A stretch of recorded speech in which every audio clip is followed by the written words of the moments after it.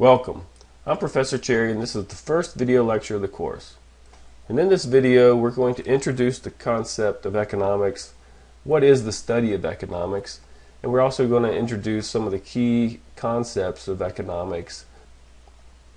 So the first question we're going to address is what is economics, because many of you will come into this course with a preconceived notion of what economics is, and many times those ideas are incorrect or incomplete. So we might think that economics is about money, profits, and Wall Street, but it's much broader than that. It's a social science that tries to understand how society works, and that includes all of society, households, government, individual, but also business. So it's a social science that is particularly useful for business. So we'll get a better understanding of what the study of economics is, and then we'll move on to some of the key concepts of economics. And the first one is incentives, and we'll go through some different ideas and different definitions here. So then we'll move into markets. Given in this modern economy where markets are a key part of how society works, we're going to focus on that. And then we're going to spend a little bit of time in closing to look at what economists do and the different roles that they can play. So what is economics? One way to think of economics is to say that it's the study of constrained optimization. So what does that mean? If we take the second term of that statement, constrained optimization, we look at optimizing. And optimizing is essentially doing the best you can. But of course, doing the best you can, you first have to define what you're trying to do, and that's the objective. So you have to define the objective, and then optimizing is doing the best you can at achieving that objective or reaching that goal. The first term, constrained, refers to the constraint that we all face in trying to do the best we can, and that is scarcity. So the constraint is scarcity. And all that refers to as the limited resources that we have available in trying to reach our objectives. So in essence, constrained optimization can be rephrased as simply meaning doing the best you can with what you have. And that really is economics, doing the best you can with what you have. So you're trying to optimize given constraints. Doing the best you can is the optimization, and with what you have is the limited resources available to you. So let's look at those two components a little bit more in detail. Optimization, as we said before, doing the best you can. And as I mentioned, objective, that's the first thing you have to figure out. What are you trying to do? And of course, that's going to depend on the agent. If you're talking about individuals, people, they're going to try to maximize their satisfaction or well-being. And this is what economists call utility. And of course, different people will have different preferences, and different things will make different people happy. And economics recognizes this. We don't treat everybody the same. We acknowledge that people will have different preferences. So while one might focus on their career more, someone else might focus on their leisure time more. Firms, we generally think of firms as maximizing profits. And that might sound narrow, but even if a firm has a broader mission or a broader goal, maximizing profits is the fundamental outcome that allows them to achieve those broader goals. And then we talk about societies and groups and governments. And they want to maximize and minimize different things. So one society might want to maximize standards of living, wealth. Another might want to maximize equity or minimize inequities. And then other societies might want to maximize military power at the expense of standards of living. So let's look at scarcity in a little bit more detail. Again, that's the constraint that we all face. And scarcity constrains our ability to achieve the objectives that we set for ourselves. In other words, we have unlimited wants, but we have limited resources. That creates a problem that we have to solve, and that's what economics tries to help with. Scarcity requires us to make choices. We have to choose how we use our limited resources. So first we have to identify which objectives we want to pursue, and in doing that, that's a choice because we're choosing to pursue one objective and we're foregoing alternative objectives. And the next level of choices is how to reach those goals that we've chosen. So how do we allocate resources to best achieve our objective? Like a person has to decide how to use their time and efforts, right? So one of the strictest constraints we face is time, right? We have a certain amount of hours in the day, in the week, in the year, in our lives. We have to decide how we're going to use our time, how we're going to allocate our time between our different needs. Firms, they have to decide how they want to invest their resources, how to allocate their labor resources, and so on. And then society, they have to figure out how to allocate their tax revenues. How do they allocate their administration? Do they create a new agency or eliminate an agency? How many resources goes to the military? What policy decisions are to be made? Right. So all of these things, you can see choices pretty much define our lives and our outcomes.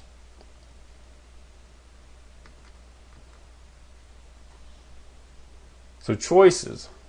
Now we've seen how scarcity forces us to make choices, but now the question is, how are these choices made?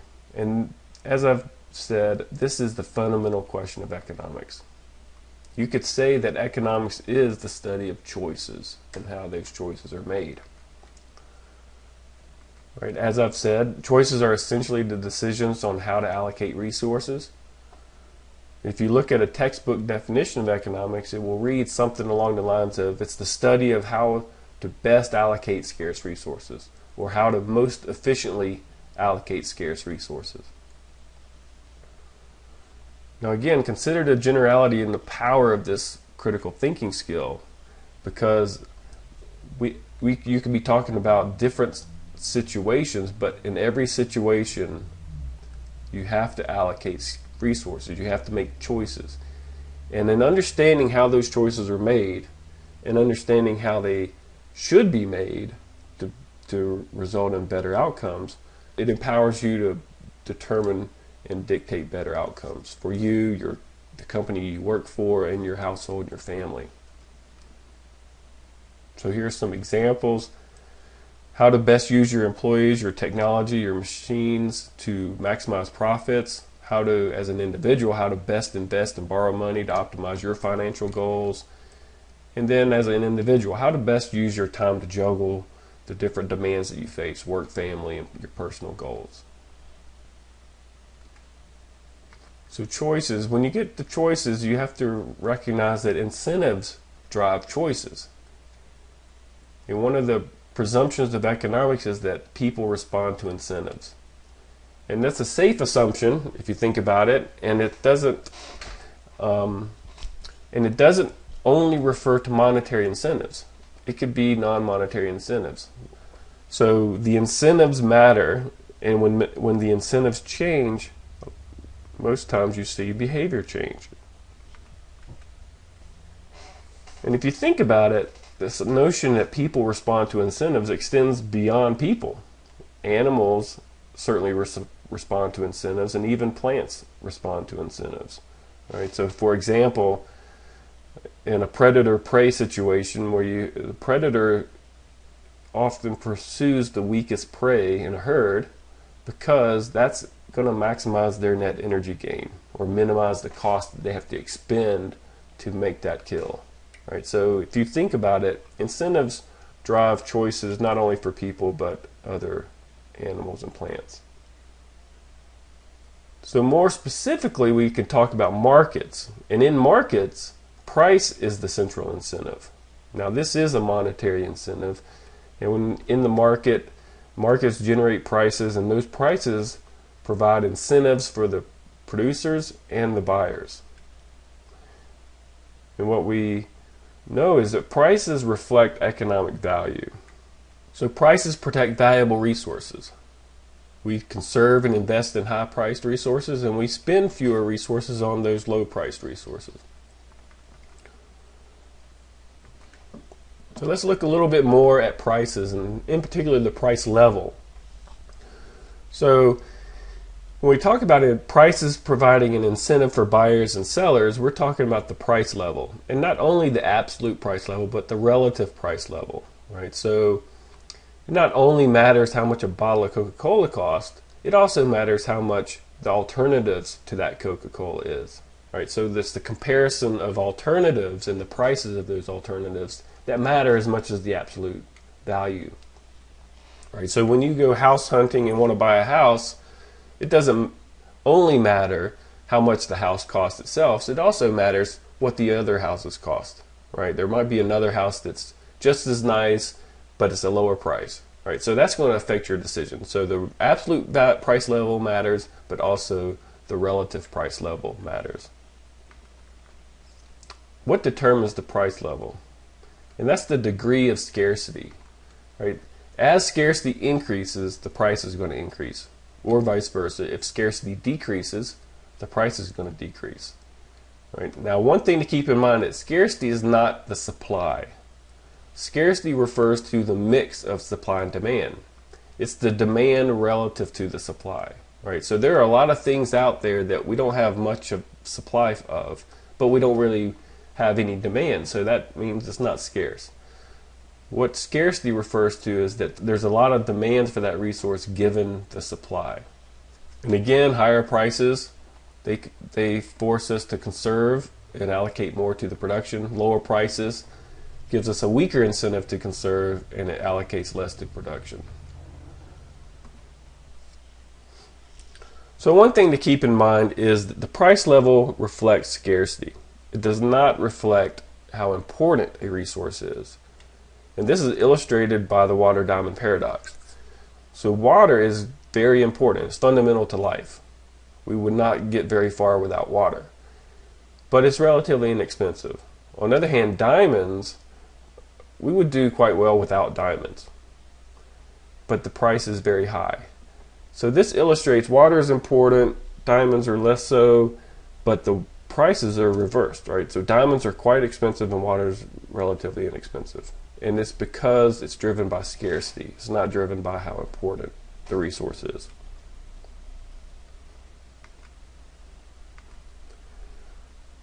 So one of the key concepts of economics is opportunity cost. And it's an incentive that drives behavior. And it's it can be monetary, but it also includes non-monetary incentives. Opportunity cost is the foregone alternative to a choice. It's the alternative to your choice. It's the next best alternative. Every choice we make has an opportunity cost. And that's almost by definition, right? A choice requires there to be an alternative. And again, this all gets back to scarcity. One of the classic statements that illustrates opportunity cost is that you can't have your cake and eat it too. If you eat your cake, your opportunity cost is having it. You have to give up having it.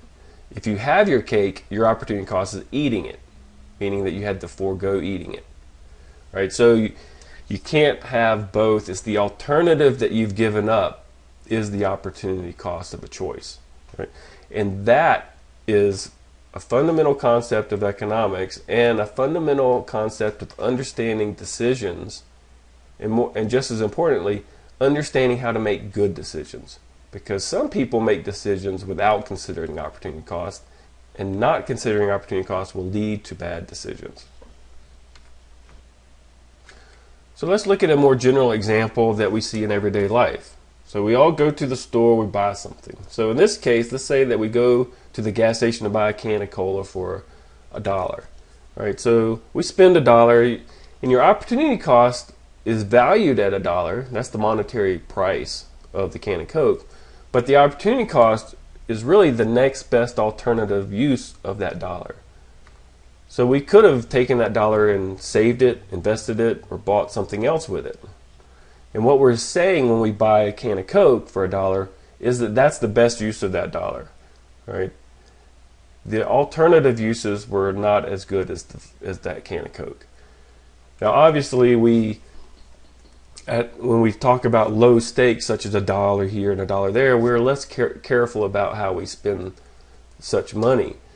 Now, if we raise the stakes to, say, $200,000, then we're going to consider those alternatives a lot more carefully, right? If we're going to buy a house, for instance, we're going to more carefully consider what the alternatives look like, and we're going to weigh the costs and the benefits of the alternatives, and we're going to try to make a good decision. And in that case, you're going through that process of evaluating your opportunity costs and making the best decision possible, right? So that's the concept. Opportunity cost is your foregone alternative, and that matters because that should play into your decision-making process.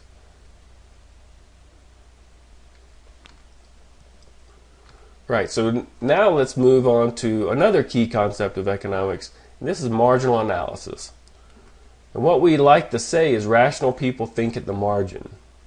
And another way to say that is that good decisions are made at the margin. So what is the margin? It refers to marginal changes or incremental adjustments to your behavior. So marginal decisions are incremental choices, right?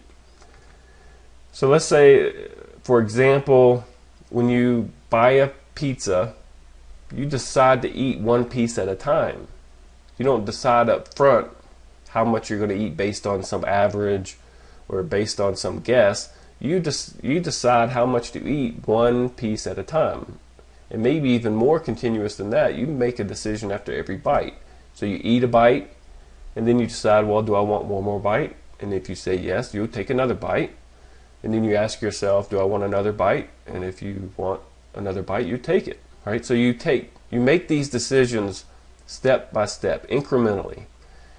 And firms, in their decision to produce, should approach that decision in the same manner. Right? They decide to produce one unit, and then they ask themselves, well, should we produce more? And then if they say yes, then they'll produce one more unit, and then they ask the decision again, do they want to produce more, and so forth. So you make that incremental choice on production. Right? Of course, they don't turn on the machines and the assembly line and produce one unit and turn it off and then just figure it out and then turn it back on and turn it off. That's not what we're referring to. But they make the decision on where to set production by analytically going through it step by step, and then once they do it looking at the numbers and analytically where they should be producing, that's where they set production. So a couple of terms that help us understand and refer to marginal analysis. The first is marginal utility. This is the additional satisfaction of consuming one more unit. So when we talked about individuals and what they maximize or optimize, we talked about utility, satisfaction. So the marginal satisfaction or marginal utility is the additional satisfaction of consuming one more unit. Marginal revenue is the additional revenue of producing one more unit. So that refers to firms. Right? So if they produce one more unit, what is the additional revenue that will provide them? And the marginal cost, that refers to individuals and firms. And that's essentially the additional cost of producing one more unit or the additional cost of consuming one more unit for individuals. So let's look at an example that illustrates that good decisions are based on marginal analysis or incremental decisions, not average cost or total costs. Right? So you look at the margin for the best decision. And here's an example. So let's suppose that an airline has sold 98 of 100 seats on their flight from Charlotte to New York. Right? Now, average cost of per seat is $500. Right? So time's running out, and they're going to either fly with 98 of the 100 seats filled, or they can sell those last two seats at a discount, say 150 each. Right? So should they sell those last two seats for 150 each? Or should they leave them empty? Right? So if they made their decision based on averages, they would be looking at, well, 150 is much lower than the $500 average cost, so we should not sell it. But that would be a bad decision, because what matters is the marginal cost and the marginal revenue. All right, so the marginal revenue of those last two seats would be 150 each. So the revenue would be 150. What's the cost of those last two seats? Right? The average incorporates a lot of fixed costs and total costs that are going to be spent regardless whether those last two seats are filled or not. The marginal cost is the additional cost of two people sitting in those seats, right? So what are those? What's the additional cost? It might be a little bit more fuel because there's more weight on the plane. It might be a couple of cans of soda or a couple of bags of peanuts. So the 150 is going to more than compensate the additional cost. So in this case, the marginal revenue is greater than the marginal cost, so they should sell those last few seats at a discount. And that's what we see airlines doing from time to time, right?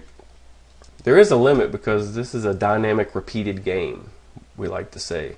And when their behavior is not just limited to that flight, right? So if it was isolated to that flight, that whole logic would play out perfectly. But they also have to worry about what precedents and what reputations they set for future flights.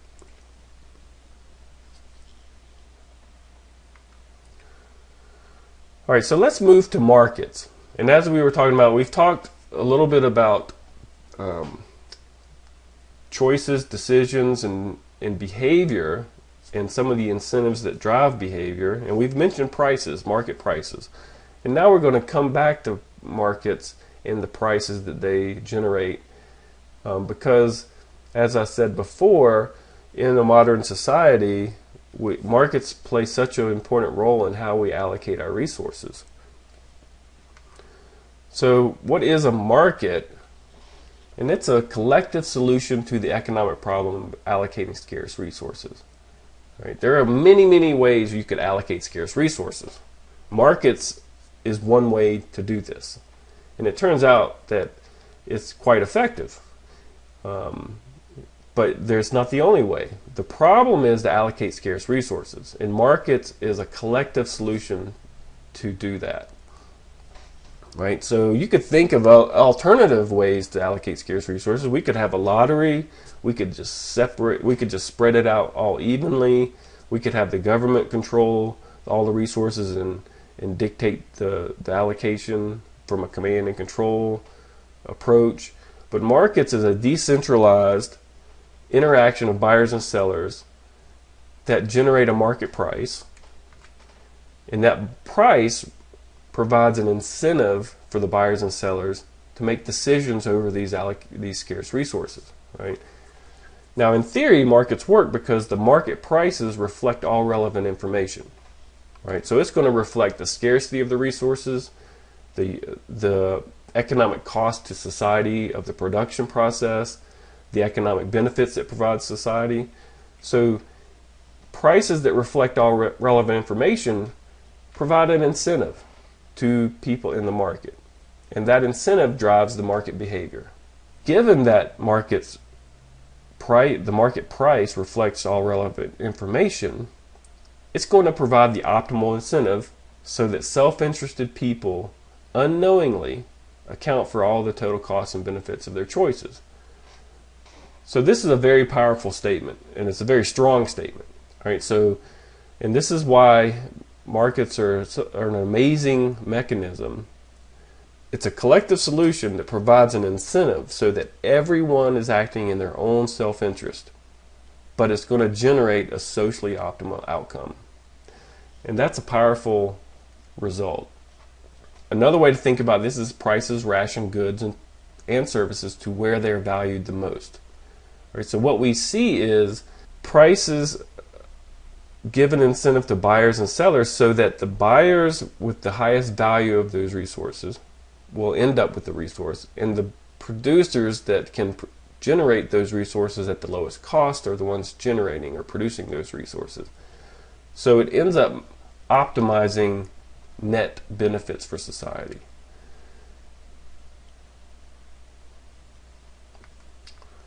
And again, prices provide that incentive to consumers and producers that lead to the optimal amount of production and consumption. For the prices to provide the optimal incentive for buyers and sellers so that they're all acting appropriately.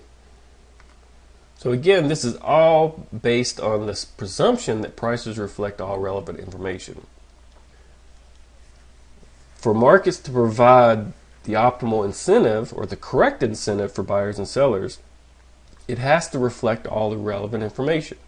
And to the extent that it misses anything, the markets are going to not work as well as they could. Right? Now, in reality, markets are always going to miss some information. That's unfortunate, but it's not necessarily a huge problem, because if it's missing marginal information and the incentive isn't perfectly correct, you might get some behavior that's less than optimal, but it's not a big there's not a big consequence, right? But there are other markets where the price fails to reflect substantial information, and in those markets, the prices are directing behavior to outcomes that are far less than what society would like. And we'll get to these discussions later in the course. All right, so this moves us to government intervention. And we're talking about intervention in the sense that government can enact a policy or a set of rules or a new structure in a market that affects the operation of that market and that affects the outcomes of the market, right? Now, there are reasons why markets might generate an outcome that we don't like, right? And when this is the case, government policy can be changed. The rules of the market, the structure of the market can be changed to generate a different outcome, right? So in essence, if you don't like the outcomes of the market, you can change the rules of the market, right? Different outcomes can be achieved by different sets of rules in the market, right? So there's not one set of rules that's right. There's not one set of rules that's wrong. They just lead to different outcomes. And what set of rules you prefer should be dictated by the outcomes they produce, right? So there's a classic statement that argues that you should not be a slave to the market. You should make the market your servant, because markets are a very powerful mechanism. It's very effective at generating wealth, generating effective solutions to allocating our scarce resources. So that power can be harnessed, and it will be harnessed in some way, because all markets have rules and structure, right? So how you harness it will dictate what it provides society. So that statement refers to the misconception that you just let markets go, and then you are just subject to whatever the markets dictate. That's not how it works. How it really works is all markets require rules and structure. And there are different rules, there's different structures that you can put in place that affect the outcome. So there are two general motives for government policy. One is when markets fail to be efficient. That means that when they fail to provide the potential level of resources and opportunities to society, right? So, and there are a number of reasons why this might happen. We just discussed one. Maybe prices fail to reflect relevant information, sends the wrong incentive to buyers and sellers, right? So that's an efficiency argument. The markets aren't providing the level of resources and opportunities that we would hope for. The second is a fairness or distributional issue, where markets fail to distribute those resources and opportunities in a way that we would like. So in this course, we're going to focus quite a bit on number one, because economists are really good at understanding markets, and we understand what causes markets to fail, and we also understand what solutions and what policy actions can be taken to solve those failures, right? Number two is a little bit more difficult because fairness is not as easy to wrap your head around. Right? If you ask 100 people what's fair, you might get 100 different responses. But that doesn't mean it's not important. The distributional issues and fairness issues certainly matter to people, and it matters in motivating government policy. And we can say things about how different rules and different policies affect the distribution of resources and opportunities, but economists shy away from this idea of trying to prescribe which one is better, right? So we present the trade-offs, we present the alternatives, and it's up to society to try to figure out what they want. So generally, markets are never perfect on either one of these two dimensions, efficiency or fairness.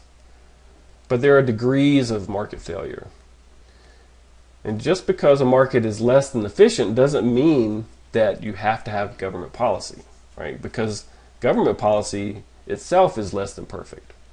In theory, we see this perfect market operating, but in reality it's less than perfect. But it's a spectrum, right? If it's slightly inefficient, we're probably better off just leaving it alone. But there are other markets that have significant inefficiencies and big failures, and those are the cases where government intervention might improve the situation. So the extreme case of government intervention, of course, is the centrally planned economy. And that's when a central agency is in control of all the resources. And they allocate the resources, they're in control of the production processes. And this is typically inefficient because it's very costly to gather and use all the relevant information. One of the reasons why markets work as well as they do is because it's quite effective in aggregating information and disseminating information to all the relevant people, right? So this disaggregated action between buyers and sellers and their behavior and their decisions result in a price that reflects the buyers and sellers' knowledge of the situation on the ground. It's difficult for a central agency to collect that information and then use it. But that doesn't mean that centrally planned approaches are never appropriate, right? The U.S. has turned to this approach during war, and it was very important in the success of the war effort. Some societies use a centrally planned approach for a particular sector in their economy. For instance, some countries view oil as a common resource that should benefit everyone in society. So they have a state or government-controlled oil company that extracts the resources, and the profits and the benefits that result from that activity is distributed to everyone.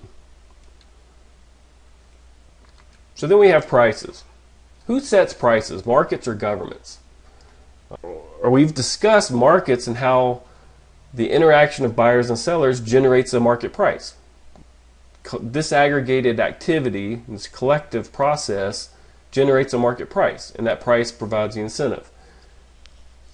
On the other hand, you can have a government that comes in and sets the price. Right? We've seen both throughout history. Now, of course, markets, when they work well, they are far more effective and lead to far more efficient outcomes than government setting prices.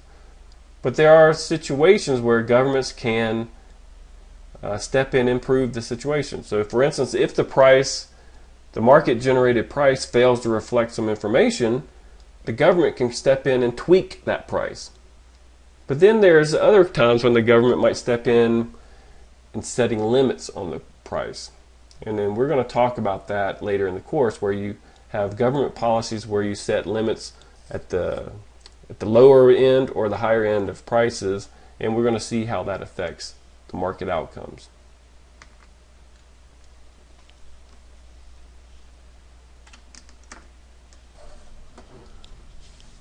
So now let's spend a little bit of time at closing just to review what economists do and the different roles that they can play. So there are two general types. A scientist, that's the economist that tries to develop and test theories about how things work. So in essence, they try to create a new understanding of how society works. Then you have a policymaker.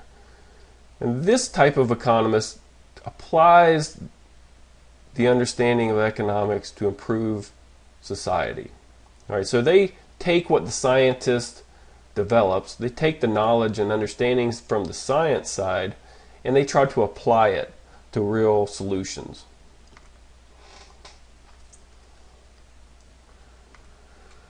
So let's first look at the scientific economist.